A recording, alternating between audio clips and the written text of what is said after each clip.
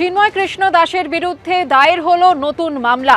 ধৃত সন্ন্যাসী সহ 164 জনের বিরুদ্ধে নতুন করে চট্টগ্রাম আদালতে মামলা দায়ের করলেন এক ব্যবসায়ী। চিন্ময় কৃষ্ণ দাসের অনুগামীদের বিরুদ্ধে মারধর এবং গাড়ি ভাঙচুরের অভিযোগ তুলেছেন তিনি। এটা গোটা বিষয়টা খুব আনফরচুনেট। আমরা দেখছি কি কিরকম যারা যারা চিন্ময় কৃষ্ণ দাসের দাঁড়ানো ওনার সঙ্গে দাঁড়ানোর চেষ্টা করেছিল ওদের সবার বিরুদ্ধে এরকম মামলা করা হচ্ছে। ওদের 70 জন যে আইনজীবী এসেছিল আমি শুনেছি কি ওদের বিরুদ্ধেই মামলা করা হয়েছে, মারধর করা হয়েছে, ওদের চেম্বার ভেঙে দেওয়া হয়েছে। আর এখন অন্য লোকের মতলব এটাই চেষ্টা হচ্ছে কি যে কেউ চিন্ময় কৃষ্ণের সঙ্গে দাঁড়াতে আসবে ওদেরকে আমরা এরকম হ্যারাস করব। ইসকনের সন্ন্যাসী চিন্ময় কৃষ্ণ দাসের গ্রেফতারি নিয়ে এবার সরব হলেন বাংলাদেশের প্রাক্তন প্রধানমন্ত্রী। তার হয়ে কোনো আইনজীবীকে দাঁড়াতে দেওয়া হয়নি, এ কেমন বিচার? প্রশ্ন তুললেন শেখ হাসিনা। মৌলিক অধিকার থেকে বঞ্চিত হচ্ছে বাংলাদেশের মানুষ, দেশ জ্বলছে। হাজার হাজার আওয়ামী লীগের কর্মী, পুলিশ কর্মী থেকে সংখ্যালঘুদের হত্যা করা হয়েছে। ইউনূস সরকারকে তীব্র আক্রমণ শানালেন শেখ হাসিনা। আমাদের আওয়ামী লীগের হাজার হাজার নেতা কর্মীকে হত্যা করা হয়েছে, পুলিশ বাহিনীকে হত্যা করা হয়েছে, সংখ্যালঘুদের হত্যা করা হয়েছে, তাদের বাড়িঘর লুটপাট, মসজিদ, দরবার, দরগা শরীফ, মন্দির, গির্জা, প্যাগোডা ধ্বংস করা হয়েছে। মানুষের কথা বলার অধিকার নাই, ন্যায় বিচার পাওয়ার অধিকার নাই, মৌলিক অধিকার থেকে মানুষ বঞ্চিত। এটাই হচ্ছে সবচেয়ে দুঃখের।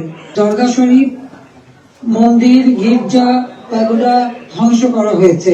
আজকেও যখন বাংলাদেশ অত্যন্ত একটা কঠিন সময়ের মধ্যে দিয়ে যাচ্ছে, একটা ফ্যাসিস্ট সরকারের অধীনে বাংলাদেশের মানুষের মৌলিক অধিকার, বেঁচে থাকার অধিকার সবই হরণ করা হয়েছে।